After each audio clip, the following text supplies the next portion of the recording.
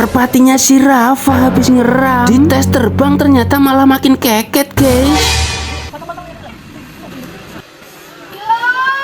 Jadi ceritanya hari ini tiba-tiba temennya si Rafa pada datang ke rumah, katanya mau melatih burung merpatinya si Rafa. Habis itu merpati pun dimasukin ke kandang sangkret agar mudah untuk dibawa. Lanjut mereka pun langsung bergegas keluar untuk segera memulai melatih merpatinya guys. Setelah itu merpati pun dikasih tali yang diikat ke tangan si Rafa agar burung merpatinya tidak bisa lepas guys. Di percobaan pertama ternyata merpatinya masih keket, dan di percobaan kedua ternyata merpatinya malah makin keket dong guys.